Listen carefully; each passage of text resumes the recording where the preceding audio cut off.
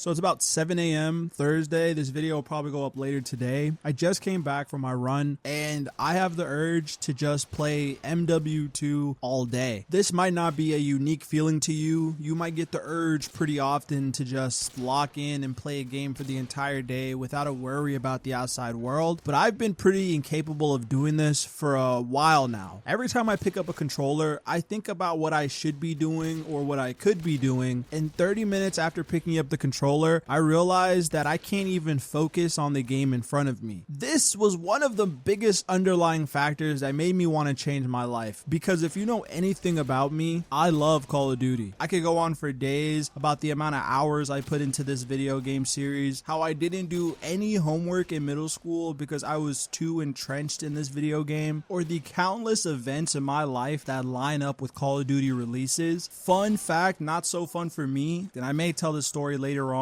this channel, but when I was a sophomore in high school, I think, I got into a car accident on my way to GameStop to pick up BO4. My life and Call of Duty have pretty much been synonymous with each other the second I was introduced to it. When MW2 came out, my first Call of Duty, I didn't even have a console. I was 11 years old, living with my cousins, playing off their Xbox, and this was the best possible introduction I could have had to the game. We didn't even have live till halfway through the life cycle of this game, so a lot of my memories when I think about this game are just split screen 1v1s, getting mad at the other person for screen watching, or the first time that I went online and realized how bad I was compared to everybody else. I didn't realize then how crucial Call of Duty would be to my childhood, because at the time I was being told that it was a distraction and I was putting way too much time into it, and in hindsight they probably were right. I probably should have been buying property or investing at that age, but I think the fact that it was a distraction was the reason that I was putting so much time into it, because the world at that time wasn't really that great. The Great Recession had just happened. We were still in the Middle East, and aside from the election of Obama and the slogans that they were saying, there wasn't that much hope, but there was still a sliver of hope. I didn't know what my mom was going through at the time. Mind you, in 2009, we were in the country for about 5 years. My mom was still trying to get her feet planted and establish a life for us, all while dealing with one of the biggest recessions in history, but she managed to never show the struggle on her face. But I didn't know any of this at the time. I was just a snotty-nosed preteen getting ready to relocate school districts and move all the way from Chicago to Georgia, and that was the biggest issue that I had at the time. Trying not to be all pissy about moving school districts to a new state, attempting to make friends in these new schools, overall just handling a lot of change, and Call of Duty made dealing with those changes that much easier. I mean, I have a birthday in October, and that same year that I changed school districts, BO1 came out, and that's the only thing that I asked for. I mean, I begged and begged to get BO1 on the PS3. I think that was the first time I ever got all A's for like multiple grading periods in school. I truly locked in to get that PS3. I know we're going down memory lane, but when I was running, this is all that was going through my head, because the distracted kid back in those days is who I wish I was right now, because I know I should be focusing and I'm doing everything I can to lock in, and I'm trying to be a better man than yesterday, but sometimes I wish for an outlet that would disconnect me from everything going on. I've broken the habit of waking up and checking my phone, but that doesn't mean that I don't see the problems that we have in everyday life. Like, I get out of bed, I brush my teeth, I put on my running shoes because I run before I shower, which, side note, I've been told that I'm weird for this, that I should take a shower before I run, but why would I shower before I run to come back and shower again? That just kind of feels like it's defeating the purpose. But I put on my running shoes, I get in the car to drive to the running trail, and I can't help but notice all the gas stations around me and how gas is about $4 almost for regular and $5 for premium in Georgia. Been living here for a while. I've never seen gas prices this high. I've only seen gas prices this high in California, and that's because it's California. I wouldn't be surprised if you showed me that gas was $10 a gallon there, but this isn't normal for the South. And when I'm on the trail running, I can't help but notice the people around me just kind of seem uneasy. And I'm a person who runs with no headphones, so I can kind of hear everything. I love to hear the birds chirp, but I'm also a little bit nosy. And as I hear some of these conversations, it makes me feel bad because it's 7 a.m. and we're talking about all the world's problems. But who am I to tell them to stop talking about them? I'd be lying to you if I said everything was fine, because the problems I'm hearing about aren't just from the outside world. I'm hearing it directly from my family members. those same cousins that I grew up with, played MW2 with, had sleepovers with, and dedicate a lot of my ball knowledge to, are all living their own lives with their own problems. And every time we talk on the phone, I'm just like, damn, bro, we all are just going through a bunch of shit right now. One of my cousins is about to get married, and I'm super happy for him, but the turmoil that it's causing between him and his mom seems like a rom-com movie where the husband's family hates the wife's family, and we're all just trying to figure it out before the wedding day. My other cousin's been in and out of the lab trying to figure out some muscle tissue disease that he has. My aunt is freaking out because her retirement is tanking right when she wants to retire. My uncle retired a few years ago because of a heart problem, and that's just the family that's living in America. As I said, I'm an immigrant, so my family back home is dealing with a lot. In my home country, we're dealing with civil war and revolution, and even through all that, I try to keep an optimistic nature because your attitude is a large decider on how you deal with things. But man, lately I want nothing more than just to be lost in something. I want to be distracted, and I know that's what you would hear the opposite of. People want to get rid of distraction, but as somebody who's been trying to shove distractions out of my life, get rid of dopamine traps, and turning my brain off, I want nothing more than to turn my brain off. And I have hobbies. I love my car. I love the range. I like the outdoors. Reading is becoming more and more of a common habit, but I want a terminal distraction. I could park myself in front of a console and play for over 12 hours. The only reason I would get off is because I was being yelled at to get off. Nowadays, staying up 24 hours would seem like something a manic person would do, or someone who doesn't care about their body or mind. But staying awake for 24 hours as a kid was the bare minimum to see how many prestiges we could finish. I probably sound like an NPC praying to be distracted. I know people are going to chalk it up to rose-tinted glasses, but I know that the times back then weren't perfect. I just didn't care though. The effects to me were downstream. I didn't realize this. I was a kid in school eating PB&J, and now I'm an adult watching the world burn in the same fire it's been burning in. I know I'm going to listen to this back and it's just going to be like average American rant when gas goes above $3, but $5 gas does something to your mental, and it doesn't matter how bad the past was, it's going to have you look into that time like it was better. It's funny, people always say you never know when you're living through the golden era till it passes. I wonder if the same thing could be said about the dark ages. I wonder how we're going to look back at these times, because in 2008 with the Obama slogan, there was hope. Even if it was manufactured, people were trying their best to look to the ups. But 2026, it seems like the only thing that people care about is a race to the bottom. I hear one side cheering the collapse while the other tries to keep face and keep everything calm. It's like a fat dude trying not to break the buttons on his skinny jeans with every deep breath he takes, and we're all caught in the middle. I think I say that to say, go enjoy something today. Go be distracted. Don't pay too much attention to what's going on around you. You have tomorrow to do that and every other day after, and I promise we'll talk more about it. But today, save yourself, save your sanity, and do something you enjoy. There's no point in being a victim, because you're going to be the one that has to pick up the pieces in your life regardless of what happens. But take it one step at a time, you know? I'll probably do that. Might not be the whole day, but it's going to be for a few hours for sure. Might even go play some basketball just cause. We live on a rock spinning in a world. If they want to nuke it, let them. All you can do is be present for the people around you, yourself, and do everything you can to keep your peace of mind, because once you lose that, you really lose everything. You know the saying, good times make weak men